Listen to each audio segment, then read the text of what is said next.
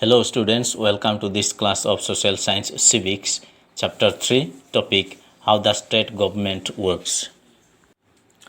Today we shall discuss on the topic a debate in the Legislative Assembly. A Legislative Assembly is a place where all the MLAs, whether from the ruling party or from the oppositions, meet to discuss various things. They bring out certain issues, ask questions, and debate on various issues and problems. They put forward some suggestions as well. And as I have said, that here in the legislative assemblies, MLAs from all parties meet together. Some MLAs from the ruling party who are ministers of various departments, they try to answer the questions that are raised in the House.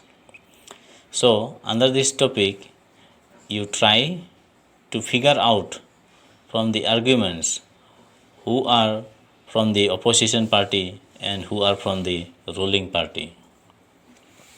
Now let us read the content from the topic, a debate in the Legislative Assembly.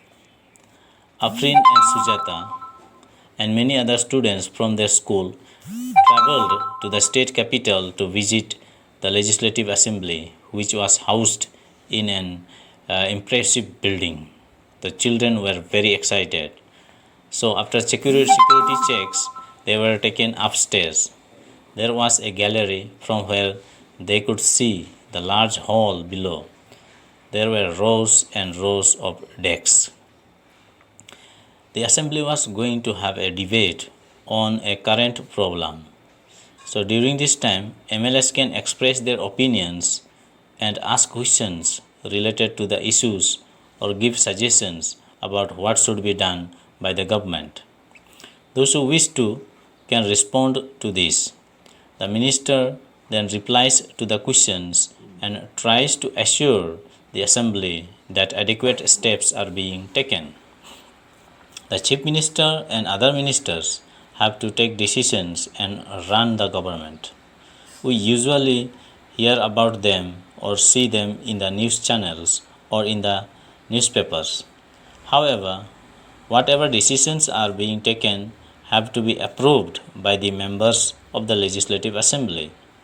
In a democracy, these members can ask questions, debate an important issue, decide whether money should be spent, etc. They have the main authority.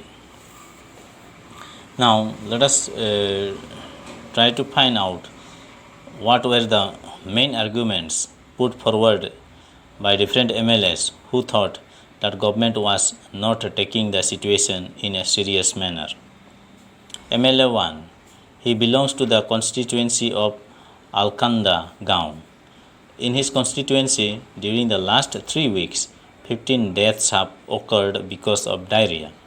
He is very much upset that the government has not been able to check the situation, although it proclaims itself to be a champion of technology. MLA 2, he wants to know why the government hospitals are in a bad situation. He also asked the government how it plans to deal with these situations, which is affecting a large number of people. MLA 3, his constituency, that is Tolpat, faces acute water shortage.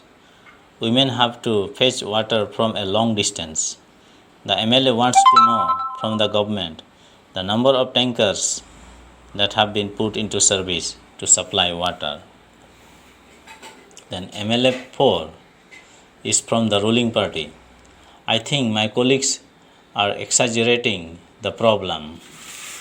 The government has taken steps to control the situations. Water tankers have been put into service. ORS packets are being distributed. The government is doing everything possible to help people. MLA 5, it seems he is also from the opposition. He brings out some issues. He says that they had very poor facilities in their hospitals. There are hospitals that do not have a doctor and no medical staff has been appointed for the last few years.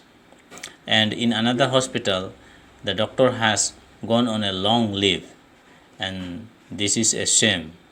He states that the situation is going from bad to worse.